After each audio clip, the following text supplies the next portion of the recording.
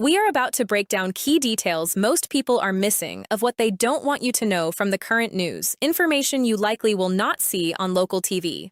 These updates may impact the U.S. real estate housing market, whether you are buying or selling a house, condo, townhome, or manufactured home.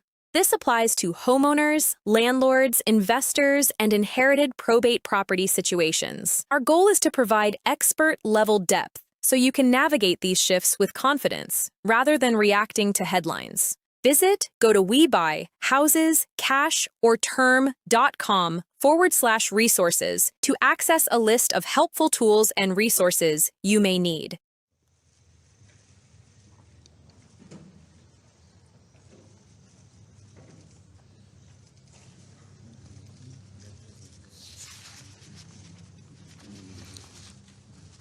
Those against?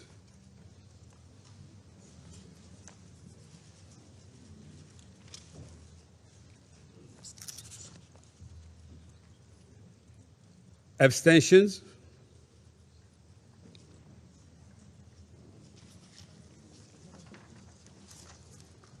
Give the results.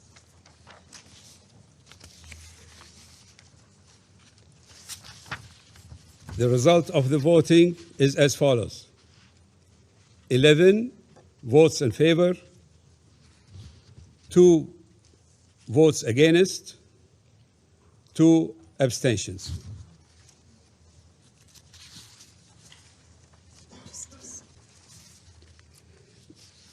The draft resolution has not been adopted owing to the negative vote of a permanent member of the Council. No one should tolerate that they are holding the global economy at gunpoint, but today, Russia and China did tolerate it.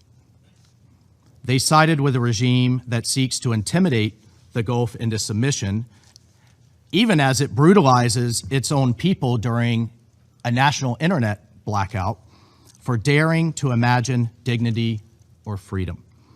Now it seeks to punish the world as cynical leverage in its death to America approach to foreign policy.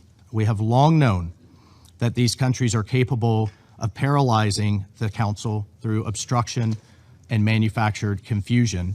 Today's veto marks a new low, and it shows just how frightening a safer, more secure, more united Middle East can be. We have put serious diplomatic proposals before Iran. The U.S. remains prepared for meaningful diplomacy, but diplomacy cannot succeed where defiance, delay, and escalation remain Tehran's only response.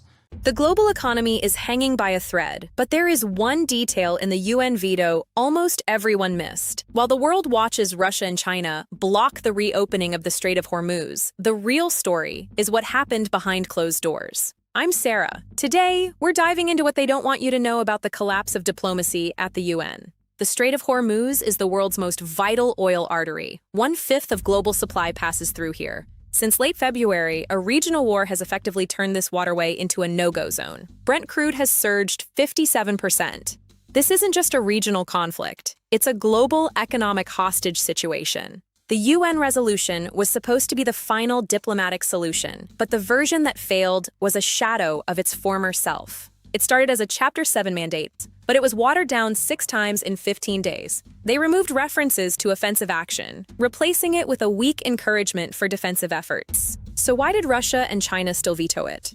Here are the 5 hidden details that change everything. France initially opposed the resolution until the very last minute. Rumors suggest they only joined the US after securing guarantees on energy prices and regional security. Detail number 2, the defensive loophole. The final text was so vague it could have been interpreted as a green light for anything. Russia argued this ambiguity was a trap to justify a preemptive strike under the guise of defense. Detail number 3, the Bahraini gamble. As the Council president, Bahrain pushed the vote despite knowing a veto was certain. Why? Because it officially exhausted the diplomatic track, leaving the U.S. with total political cover for what comes next. Detail number 4, the Trump deadline. The vote happened just hours before President Trump's 8 p.m. ultimatum expired. He warned that a whole civilization will die tonight if a deal isn't reached. The timing was no accident. Detail number 5, the insurance panic. 9 ships passed the day before the vote. Today, the number is 0. Global shipping giants have effectively abandoned the route, knowing no UN paper will protect them from missiles. Now, for the truth, they don't want you to know. This veto wasn't a failure for the United States. It was a gift. By forcing Russia and China to go on the record as blocking peace, the U.S. now has the moral high ground to act alone. Ambassador Waltz called it a new low, but strategically, it's the ultimate justification for kinetic action. The World Food Program warns that 45 million people could face extreme hunger by June because of this blockade. This isn't just about oil prices. It's about the medicine and food that can no longer reach Gaza, Sudan, or the Congo. And there's a second threat. The Houthi movement is now threatening to close the Bab el-Mandeb Strait as well. If both maritime arteries are severed, we are looking at a total global trade blackout for the waterway, with intrusive inspections for every single ship. A UN special envoy is racing to Tehran for last-minute consultations, but the window for talk is slamming shut. So what is the strategy now? Tonight is the pivot point. Watch the movements of the U.S. Fifth Fleet. If the diplomatic track is truly dead, the roar of jet engines will be the next thing we hear. President Trump's threat to target bridges, rail, and power plants in Iran is no longer just rhetoric. It's a plan. For you at home, this means extreme volatility. This is interpretations content, not fear content, but the facts are clear. Energy markets will react instantly to any kinetic action. The time to prepare was yesterday. Today is for observation. The Gulf states are braced for impact. They have exhausted every diplomatic tool to avoid this moment. The lesson here is simple. International law only exists as long as the major powers agree on it. When that agreement collapses, the system doesn't just stall, it dies. And we are watching that death in real time. The cost of this veto will not be measured in oil barrels, but in the stability of the global order for decades to come. To recap, Russia and China vetoed the reopening of the strait. The U.S. has declared diplomacy dead, and the countdown has ended. The detail everyone missed was that this failure was the final prerequisite for war. We are now in the hands of the commanders on the ground and the leaders in the White House. Is this a necessary defense of sovereignty or a calculated path to global conflict? I want to hear your thoughts in the comments. This story is moving fast. Subscribe and hit that bell to stay informed on the developments tonight as they happen. I'm Sarah. We'll be tracking every move. Don't miss the detail that changes everything. See you in the next one. The world is watching, the strait is closed, and the clock has run out. Stay tuned to this channel for more data-driven interpretation of the news that matters to your world. Facts matter, interpretation matters. Thank you for choosing expert-level coverage. The sun rises on a new reality for global trade. Be ready. What do you think of this action? And do you think it will affect real estate housing in your area? So if you are waiting for the perfect time to seize this opportunity, the time is now. Are you fed up with carrying the burden of a house you can't afford? Tired of being a landlord? House needs too many repairs? Going through foreclosure? Facing divorce? Income or job loss? Medical bills? Relocation? Inherited an unwanted house? Tired of paying taxes on a vacant house? No matter the reason, condition, or price, we buy houses as is.